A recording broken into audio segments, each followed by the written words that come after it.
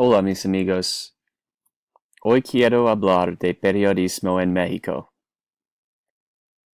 El periodismo no es muy diferente del periodismo en los Estados Unidos, pero es más intensivo y aún más peligroso que en nuestras escuelas. No estoy hablando del peligro.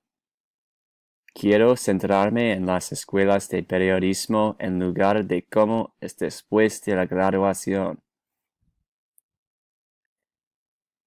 Primero, yo quiero hablar sobre las dos universidades que elegí. El primero es la Escuela de Periodismo Carlos Septién García.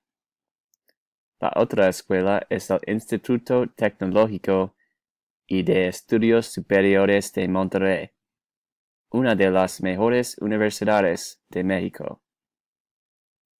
Para unirse a las escuelas de periodismo en estas universidades, es necesario presentar las transcripciones de la escuela secundaria y es necesario aprobar un examen de ingreso que tiene los temas de cultura, gramática y sociología. La Universidad de Monterrey requiere una calificación promedio de 85 o más en la escuela secundaria. Los tipos de clases. Quiero hablar sobre los tipos de clases en el programa de periodismo. Algunos ejemplos son la lingüística, la escritura, la política, la sociología, la teoría literaria y la crítica de cine y televisión. Algunas clases prácticas son noticias y redacción de televisión, informes en la radio, informes en la prensa y diseño editorial. Estas escuelas ofrecen una amplia gama de clases porque el periodismo es muy diverso. No pude encontrar información sobre pasantías, pero creo que ciertas clases son prácticas y podrían implicar trabajar para empresas. La duración de los estudios es de 4 años o 8 semestres, al igual que en los Estados Unidos.